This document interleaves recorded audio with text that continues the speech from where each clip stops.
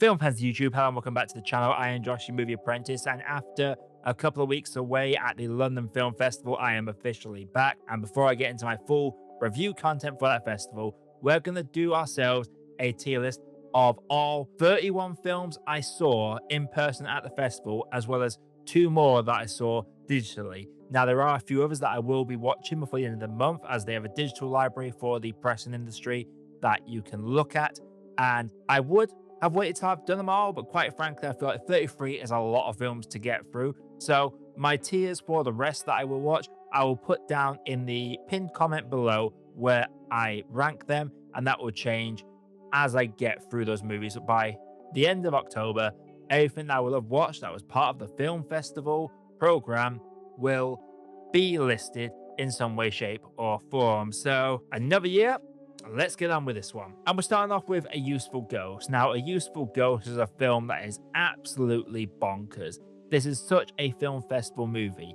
This is one that literally has themes of suppression, of forbidden love, of hiding and burying dark secrets from the government. It has all these themes, as well as having a literal fight between a possessed Hoover and a possessed fridge. I genuinely will say this off the top of my head, that is such a wacky film that manages to balance some genuine laugh out loud comedy moments with some genuine heartfelt moments as well, and it comes with a finale that is absolutely bizarre. This is one that I thoroughly enjoyed, and for me, it's one that I'm going to need to rewatch to basically fully appreciate it, because unfortunately, by the time I watched this one, it was my fourth film of that particular day, and it had been a long day, so I was not as focused as I feel like I should have been for that film. So I'm going to put that firmly in the physical purchase, because I would happily own this one physically. And then we get into After the Hunt, that has just come out publicly, but I saw this last week, and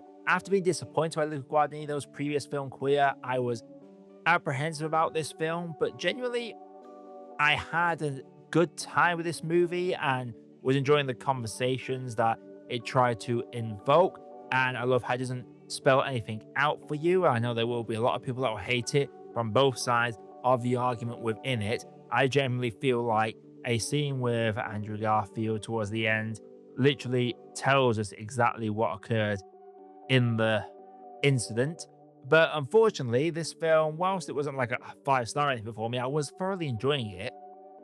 And then the epilogue happened. That completely undermined everything that came before, and for that alone, it really dropped down to just a flat middle of the road rating for me, and it's not what I can see myself watching again. I'll say it is probably worth a stream, because like I said, I was enjoying it until the epilogue.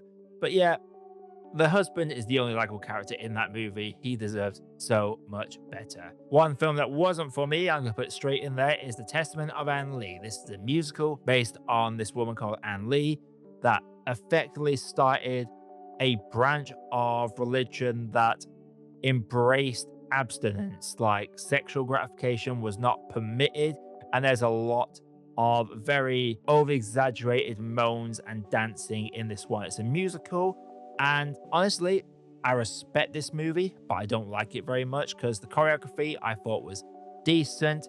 The songs were almost haunting and hypnotizing, but there's not a whole lot of story in there. And when major characters pass on to the next life, as it is a biopic and takes you through a number of years, I just felt nothing for those characters. So that's why Testament of Anne Lee for me falls in that not for me category. Now, The Ballad of a Small Player, again, that one has just come out in the UK. This was one that I was thoroughly enjoying. I feel like Colin Farrell does a phenomenal job in his lead role, and Tilda Swinton is an absolute scene stealer in this one. It's a film that is gorgeously shot. It felt like it was lacking that little bit extra to push it over the top for me.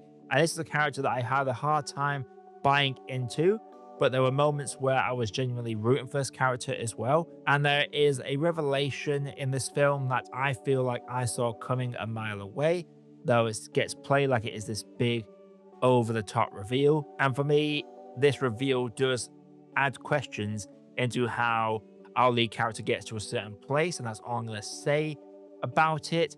But I assume people that want to watch it will have seen it within the next few days.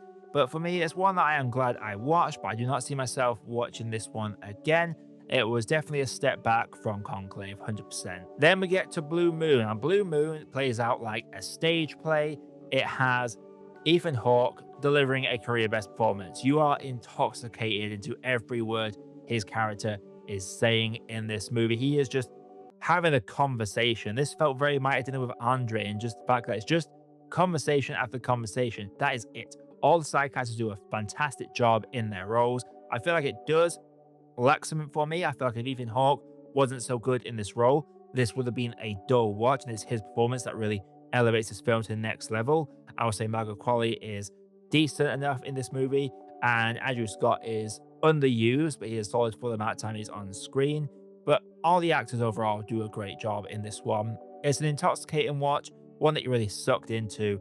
It's one that I would say I'm glad I watched, and I will put it above Ballad of a Small Player. Now, Bugonia, the Yorgos Lanthimos movie about Jesse Plemons kidnapping Emma Stone, shaving her hair because he's convinced she's an alien and is trying to form a communication line with this alien spacecraft that he steadfast believe exists. This is the movie that if Jesse Plemons does not get at least nomination, I'm going to be so gutted for him. This is a guy, this character actor that has been doing a phenomenal job over the last decade plus since his time on Breaking Bad. He is phenomenal in this. It's a great scene between Jesse Plemons and Emma Stone at a dinner table. That is fantastic. And at this point was my favorite of the festival. I think this was the third day that I saw this movie, and it just blew me away. And this is a film that in the final act is going to lose you or grab you completely. It grabbed me completely. And while I will say there are flaws with it, and it's definitely no Poor Things, for example, this is one that I will 100% be owning physically and was my favorite at that point. And then we get into Chow, and this is another one that I will say is a physical purchase for me. This is an animated film about a man who's forced to marry a princess of the mermaid world, and the art style is just gorgeous. Every time I see an animated film at the film festival, it always feels like they are flexing their animation chops. And for me, this film goes from just like a decent, gorgeous, cute little movie to something more, where we get into a very concept and perception shifting third act that I thought was great. It made me tear up a bit. I could have done with a little bit more build up on certain elements, but the character designs in this are very good, very wacky, very One Piece-esque, and the fact that Toei were involved in this as well really adds to that. I enjoy the characters. I love the storytelling device, the framing of it. This is a gorgeous movie, and yeah, physical purchase. Now, Christy, this is the last film I saw in person, starring Sydney Sweeney, who she's getting a nom for this. If she doesn't get a nom for this, I genuinely do not know what like the awards people are doing. This is a glad I watched, but it is followed firmly in that film I am happy I watched is a film that I think is great, but it's one that I never want to watch again because whilst it just have flaws, like there is a several big flaws that you can point at in this film, for me, it's difficult to watch at times. I went into this not knowing anything about Christy. Yeah, this is, while she is known for her boxing and really advancing the women's game when it came to boxing, it's her out of the ring life that takes center stage in this. I think it's very difficult to an uncomfortable degree to watch at times. There's a sequence that I feel like goes on a little bit too long, and this film made me angry in a good way. There's also two characters in this that I hate with a fiery passion. It takes a lot to make me hate one particular character, but to make me have two characters that I want to see absolutely burn, that shows how much of an effect it had on me watching it. This was a film I had no expectations going into it, especially with a very middle of the road IMDb rating. And I will say, definite trigger warnings for anyone that has dealt with domestic abuse, because that is a big theme in this. And does not shy away from it and really shows the ugly side of manipulation and abuse. And yeah, phenomenal film, but definitely has flaws on a technical level. And if I stop and think of the technical level of things, it is definitely a film that has its flaws. And while I came out thinking this is going to be my favorite at the festival, it's dropped down to like maybe fourth or fifth because on a technical level there are a number of flaws with it. But phenomenal performance by Sydney Sweeney, and even the supporting cast all do a phenomenal job, even the ones playing a very ugly character indeed. Then we got To Die My Love, the Jennifer Lawrence, Robert Pattinson look. This is a film that I had to really sit on. This is very much Mother-esque, Darren Aronofsky's Mother, in terms of its tone and its stylistic approach. This is a film that makes little to no sense as you're watching it. There's a character that's in it that I genuinely do not know if they were real or not, but it is very much a window into postnatal depression. That is the overriding theme of this movie. And the weirdness of this film, because it's Jennifer Lawrence arguably giving her best career performance by just doing some truly bizarre things, but I struggle to see why Robert Pattinson's character would have stuck around as long as he does in this movie, whether that be to the end or not, because some of the actions that we see Jennifer Lawrence's character take in this, it's a lot, and a number of people will dig this. Art house fans will dig this. For me, I like a cohesive narrative, and this one got a little bit too difficult to follow at times. So for me, Diamond Love falls into that not for me, but it's very much just a not for me kind of movie. Very much a not for me, because there are going to be people that love this. Now, Exit 8, this Japanese film based on an independent video game of the same name. And I went back once I got back from the festival to look at some gameplay footage, because well, of the game, I've never watched some gameplay footage in this. And genuinely, in terms of a video game adaptation, this might be one of the best ever, because those that play the game, he's basically in an endless tunnel, has to get to exit A, but he needs to always turn back. There's an anomaly in this one corridor he keeps walking down. It is a scenario that is an absolute living hell. And some of the anomalies in this are literally the anomalies for the game. They strip a lot of the differences straight from the game, from the guy in the suit to some shifting eyes to a centralized doorknob. They have it all. There's even one reference that I thought was just another Shining reference that turns out that's from the game as well. I think my only real flaw with this is how it's shot. It's shot like it's a one-shot steady cam scene. After so long, it naturally has to break from that mold and gives us a couple of flashbacks. And for me, whenever it cuts away from just pulling us into this scenario with the character, with its camera movement, that's when it falls a bit for me. And towards the end, it just felt a little bit lackluster, which is a bit of a bummer because I was really excited for this movie. And I did really like this movie, and it's definitely one that I would say is worth a stream 100%, but it's lacking that little extra edge that pushes it into great territory. Guillermo del Toro's Frankenstein. This is must-see cinema. This movie is a gothic dream, a great adaptation from people that I spoke to that have read the original book, the original novel. It's great. This is one that it's been released on Netflix, but it is slowly getting more buzz and being shown on big screens now. Watch this on the big screen if you can, because the practical effects in this are amazing. Like, I wanted to get my hands into some of these practical effects. Oscar Isaac is great, but Jacob Elordi as Frankenstein himself, well, the creature, the monster, is fantastic. He delivers such a tragic performance. This very much frames Dr. Frankenstein, Victor Frankenstein, as the villain, really showing that he is the true monster here. And this creature just wants to exist, to live, is trying to survive in this world that hates him. There is such a tender sequence of events with Jacob Elordi and David Bradley's character. That's all I'm going to say. This is great set design, fantastic cinematography, very emotional, very thematic. Practical effects are great. And while some of the CGI isn't there, that's the only thing that's always been perfect for me, is that some of the CGI elements are they take me out of the film a little bit. And that is the only reason this doesn't get a perfect 5-star from the festival for me. Then we get into Fuck Toys, and with a name like Fuck Toys, you're expecting some madness. And that is exactly what this film does. The director, writer, and actor, it commits to some wackiness in this one. With the first 10 minutes, you see a guy get peed on, you see cops show up, and they're literally dressed like they've got assless chaps. That is what they're wearing. This is the level of movie we're going with. This is the film that doesn't take itself too seriously, embraces the silly, and it's just a hell of a lot of fun to watch, and is very funny. It's very nonsensical at times. It gives some very absurd scenarios.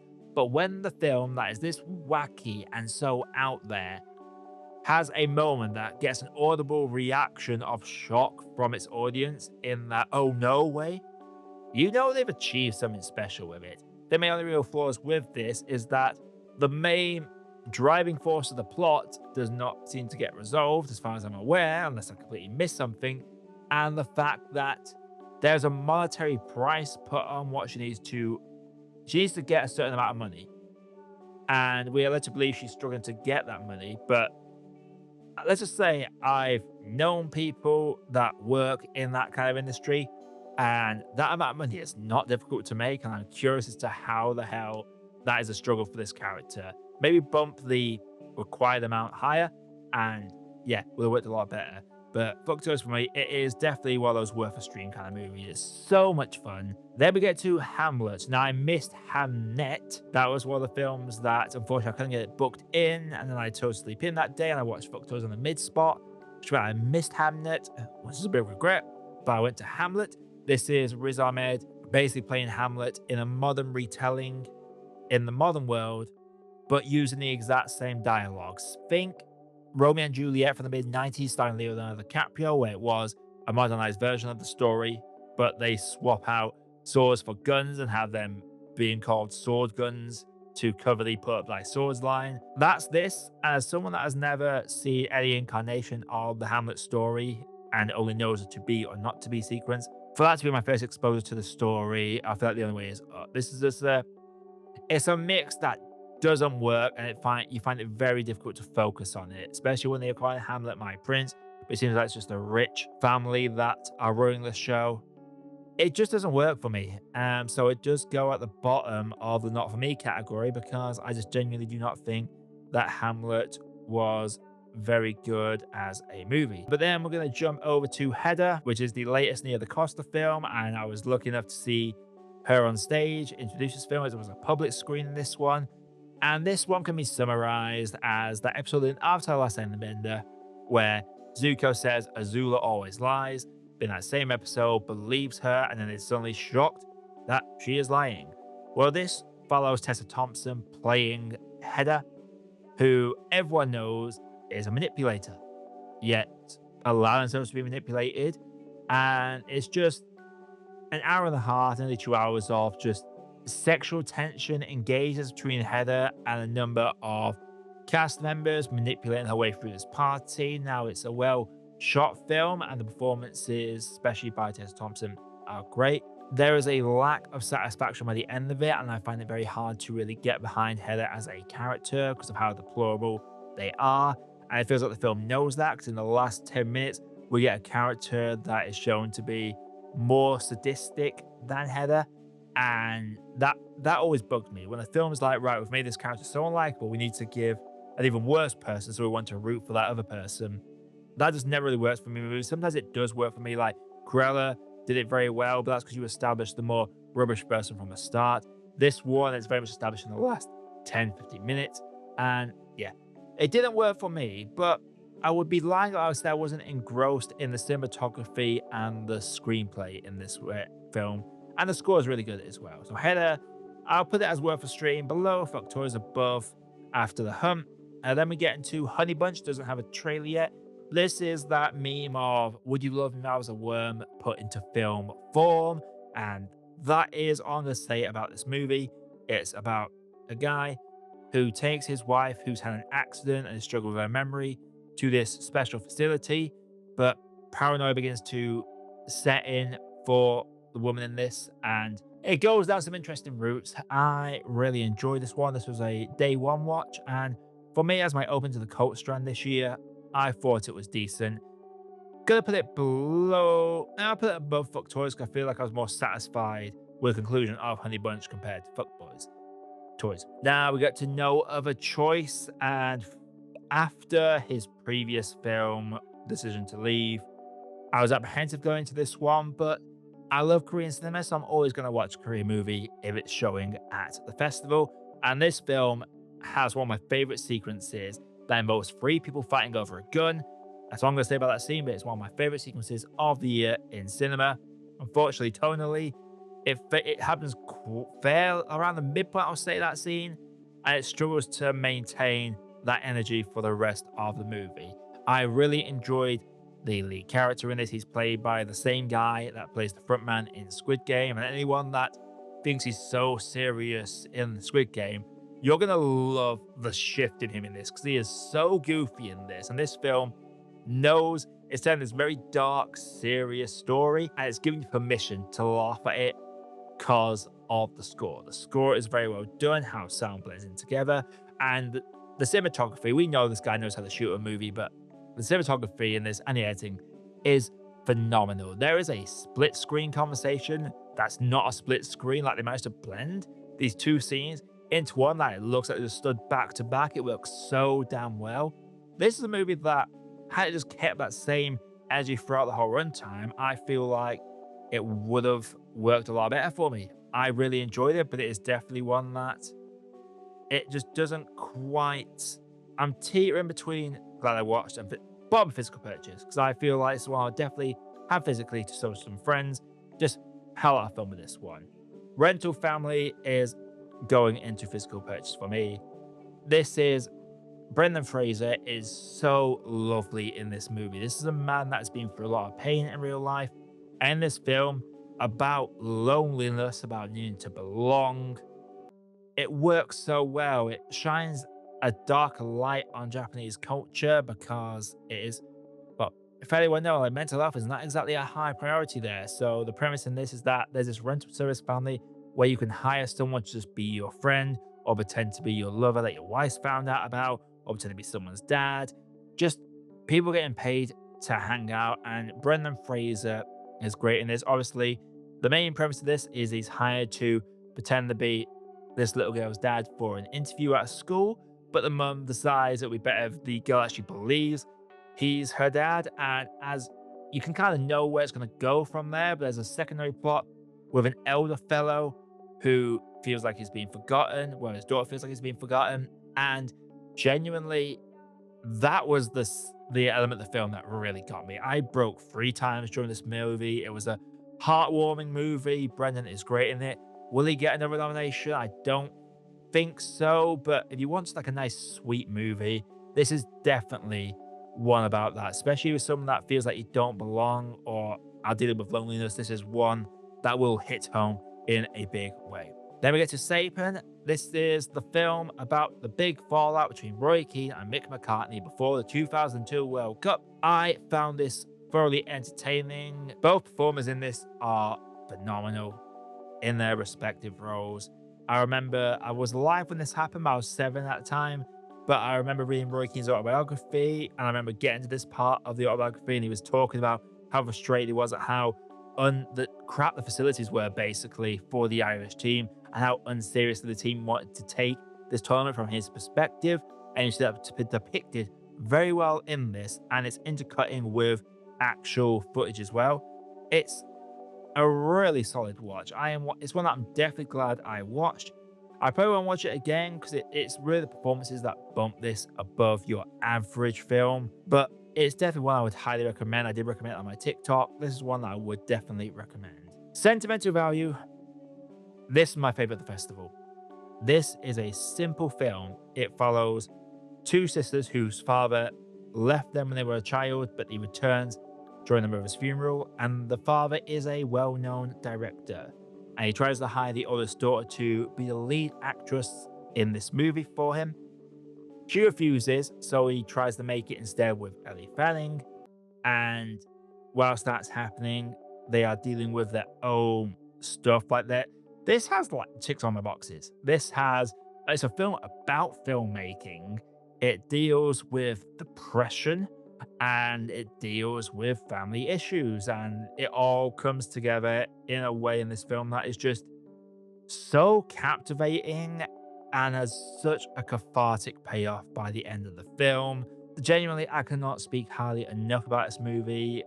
If I can figure out when some of these films are getting released, because I know a number of these won't have a genuine release date in certain territories, but this is one that I'll definitely make an effort to promote when it gets its general release, because I adore this movie. And yeah, you can expect to see this one making some waves when it comes to award season. Bruce Springsteen, Delivering Me From Nowhere. This one wasn't for me, but I'll put it top. It wasn't for me. Jeremy Allen White is great in this. As for Jeremy Strong, he does the Roy Cohn characterization from Apprentice, but a bit more pulled back. It just feels like it's a very generic biopic, this one. And yeah, just that's all I'm going to say about the new Springsteen biopic. I'm going to do a full review of it over the next couple of days, but I expected a lot more from this, and the fact that they invent a relationship in this for Springsteen really distracts from two core elements the film could have spent a bit more time dedicating itself to. Then we get to the chorale, starring Ray Fiennes. This is going bottom of worth a stream for me because anything with the older actors in this, Ray Fiennes and some of the other older actors, is great.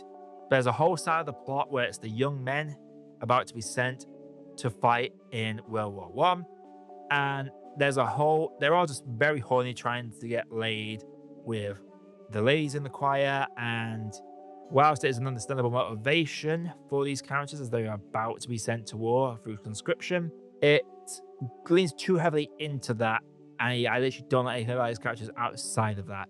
And there are a couple of scenes that I just found genuinely uncomfortable. And I'm not one that likes to scream objectification in a movie, but this one felt like all the female characters in this were very much just there to be eye candy and objects. It's just a shame because I thought it was going to be a nice, sweet film. I thought it was going to be Ray Fiennes coming back strong after failing to get an Oscar for Conclave. And instead, this just ends up being a very middle-of-the-road British movie that left me uncomfortable at times. Now, The Holy Boy, this is must-see horror for me. This is a film where the basic premise is a drunk teacher starts off at a school and finds out that there is a boy that if you hug him, all your pain, all your troubles just melt away. And all the people in this village use him as this vice to ignore their problems. So rather than your drugs, your alcohol, pleasure of the flesh, all that stuff, it's just hugging this individual one time and it like numbs the pain. Great themes on both the vices we take to ignore our issues, as well as the struggle and pressure it is for someone to take all of people's pain at once. As someone that used to be the shoulder to cry on and just the person to talk to, but never had someone to talk to back, it hit home for me on that level because this is a very well made film. The scares in this are really well done. There's a lot of inspiration in this from other horror movies, and a particular scare in this that is straight out of the third Exorcist movie. This is a film that could have ended a number of ways. I wouldn't really be mad at any of the ways it ended because it just was so damn good for me. It's an Italian horror film, and if it does come out in your area, definitely check it out because this was phenomenal. The Kidnapping of Arabella, this was not for me. This is one that I just didn't really vibe with the comedy, whilst seeing Chris Pine in this briefly as the father of Arabella. He was funny and over the top, but it just felt very repetitive, this movie.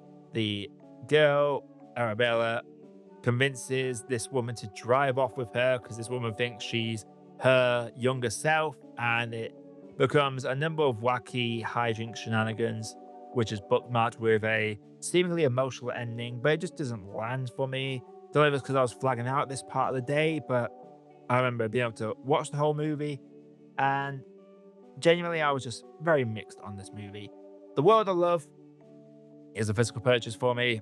This is a film that is all about, and you know what, this goes top of physical purchase. This is all about being a survivor and not letting the fact that you're a survivor dictate who you are as an individual. The lead performer in this is very good, and it is a new angle to approach when talking about victims of sexual abuse. It's a very well done film, and there are just a number of subtle, cute moments that really hit home in a big way. And when she starts to even notice she's the loud girl in the class, she obviously has people doubting her because she is very loud and she has a number of partners in this film. I really don't want to say too much about this movie because I just think it's worth just watching as blind as possible. But I thought it did a very good job of addressing the perspective a victim that has come out as a victim has in the eyes of their peers, their family, and their friend groups. Very well done film. What Mario knows, this is one that I would say is worth a stream, probably put it above Heather. This is just simply the concept of what if your daughter can see and hear every conversation and see everything you do. It takes that concept, dives to honesty and being too honest, and yeah, it's an interesting concept. It does what it says on the tin. I had a good time watching it, but it's not doing anything truly amazing in this.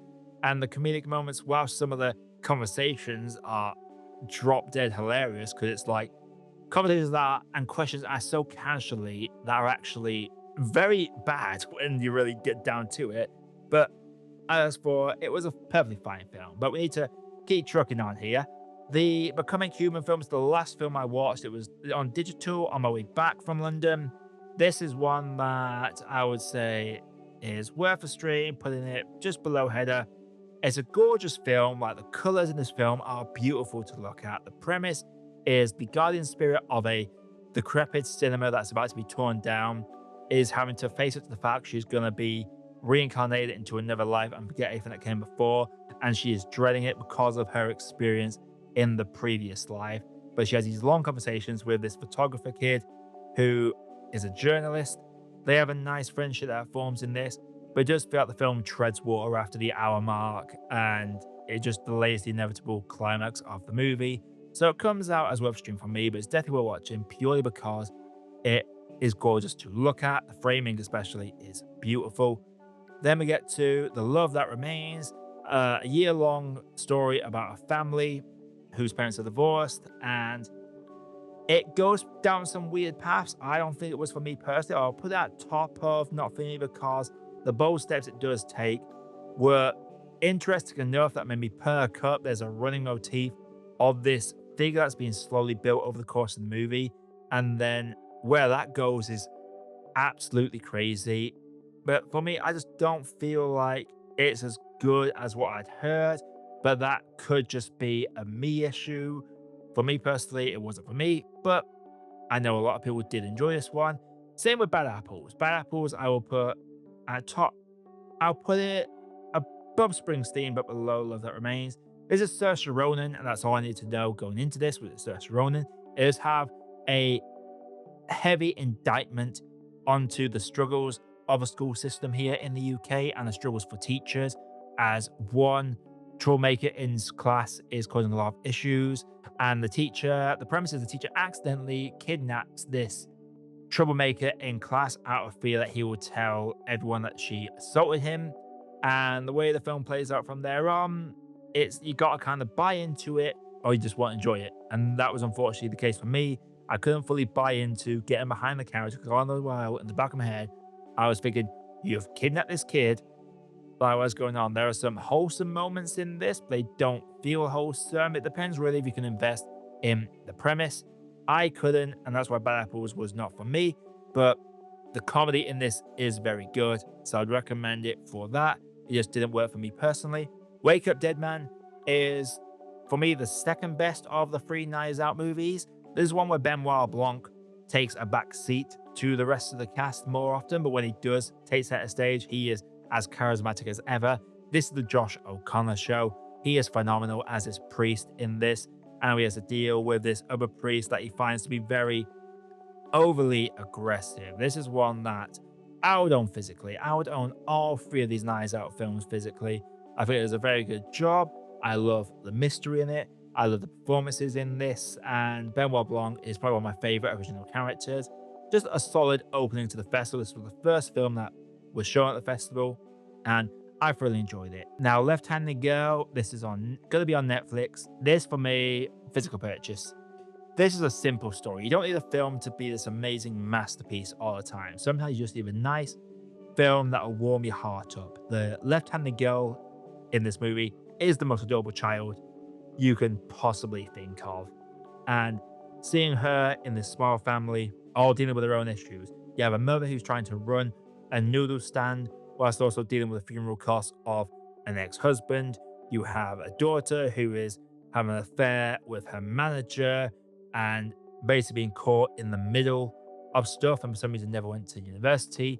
And the left-handed girl, she has been convinced by her grandfather that her left hand is the work of the devil, and it's led to some hilarious results, with some highlight moments being her running through the market with this very wacky music that you know what she's going to go do. And I just had a lot of fun with this movie. One of my favorite sequences of the whole festival was the apology tour, and that's all I'm going to say about it. Very good movie. This is the director that has been producing with Sean Baker for the last 2 decades, and she hits it out of the park with this movie. I had a lot of fun with this movie, and it takes an interesting turn in the final act that really solidifies it for me as one of the strongest of the festival. Then we get to Jay Kelly, the Adam Sandler George Clooney movie. I'm going to say this is very much a glad I watched kind of movie. It's a movie that I felt at times was too overindulgent. This was basically an alternate version of George Clooney, an actor who's spent his life giving his heart and soul to the arts and kind of neglecting his family. Meanwhile, you have the people around him, his hair and makeup stylist, his agent, his manager, looking after him. Adam Sandler delivers a very heartfelt performance in this. Like, I wouldn't be surprised if he was nominated in some way, shape, or form for his performance in this one.